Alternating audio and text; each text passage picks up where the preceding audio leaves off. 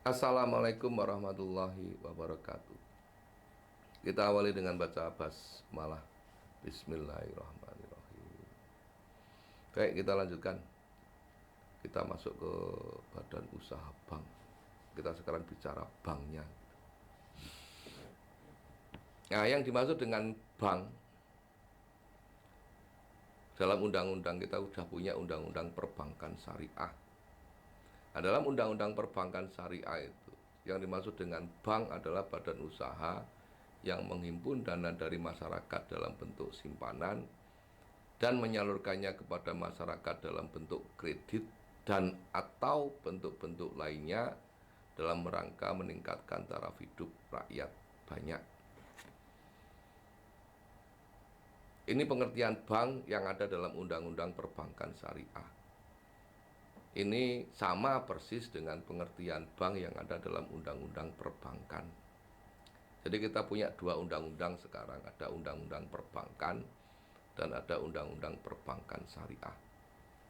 Nah, pengertian banknya antara dua undang-undang itu sama.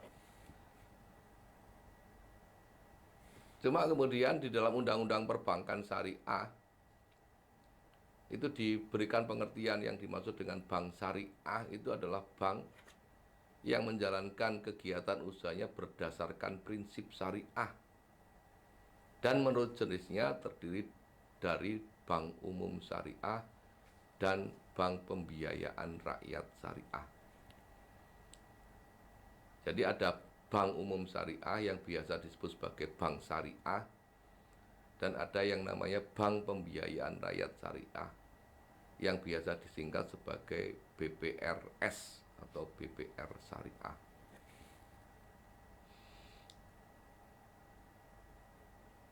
Yang dimaksud dengan prinsip syariah itu apa? Sebagaimana tadi disampaikan bahwa bank syariah itu adalah bank yang menjalankan usahanya berdasarkan prinsip syariah. Yang dimaksud dengan prinsip syariah itu ada apa? Yang dimaksud dengan prinsip syariah menurut kembali lagi menurut Undang-Undang Perbankan Syariah adalah prinsip hukum Islam dalam kegiatan perbankan berdasarkan fatwa yang dikeluarkan oleh lembaga yang memiliki kewenangan dalam menetapkan fatwa di bidang syariah. Nah, sekarang dengan adanya ini maka kemudian muncul yang namanya DSN, Dewan Syariah Nasional. Nah, Dewan Syariah Nasional itu kedudukannya ada di MUI. Dia menjadi bagian dari MUI, Majelis Ulama Indonesia. Jadi di dalam Majelis Ulama Indonesia itu ada yang disebut sebagai Dewan Syariah Nasional. Dialah yang kemudian mengkaji segala sesuatu yang kemudian bisa nanti dilaksanakan oleh bank syariah. Nah, DSN itu nanti akan mengeluarkan fatwa.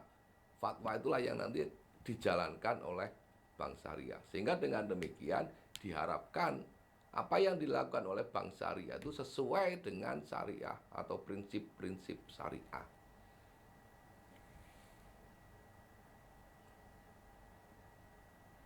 Ini yang bank umum syariah adalah bank syariah yang kegiatan usahanya memberikan jasa dalam lalu lintas pembayaran. Jadi antara bank umum dengan BPR itu, bank umum syariah dengan BPR syariah, itu yang membedakan adalah di jasa lalu lintas pembayaran. Kalau bank umum syariah itu boleh melakukan kegiatan jasa dalam lalu lintas pembayaran, maka nanti di dalamnya itu nanti bank umum syariah itu boleh melakukan kegiatan simpanan dalam bentuk giro.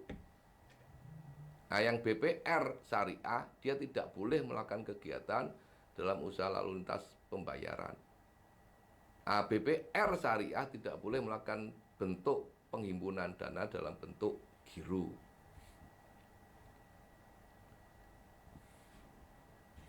Ini yang tadi BPRS. Kemudian yang selanjutnya adalah asas dari bank syariah.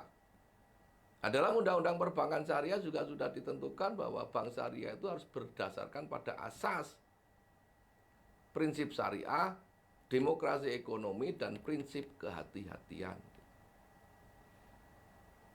Nah, untuk prinsip kehati-hatian ini, bank syariah itu harusnya mengacu kepada dua aturan.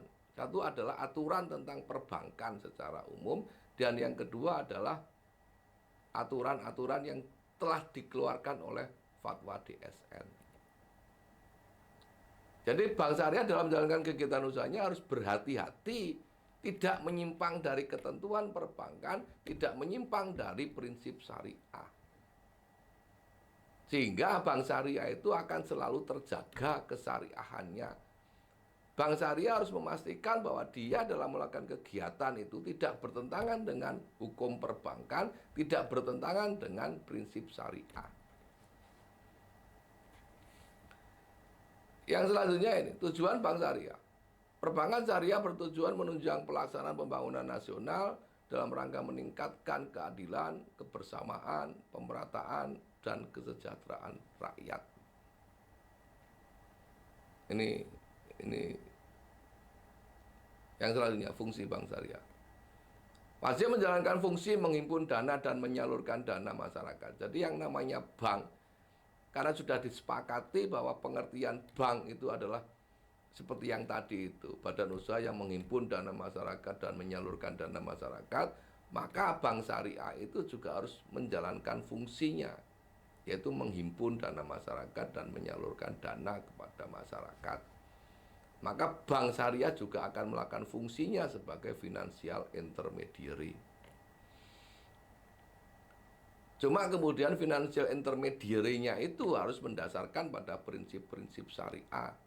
Kembali kepada konsep uang yang kemarin sudah kita bahas, bahwa uang itu bukan alat komoditas. Jadi yang namanya bank syariah itu dalam menjalankan fungsi financial intermediary-nya itu tidak menjadikan uang sebagai alat komoditas.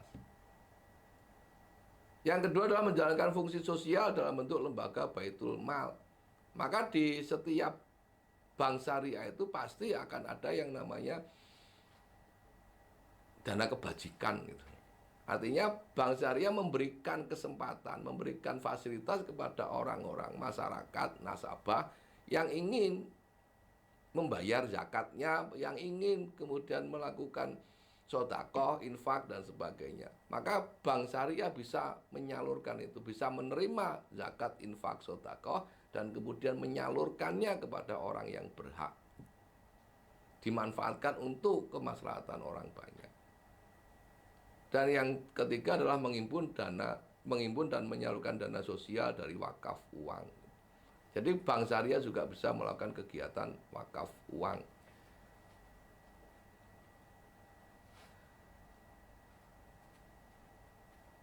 Nah, dalam wakaf uang itu maka kemudian itu tadi bahwa yang namanya bank syariah akan bertindak sebagai penerima wakaf.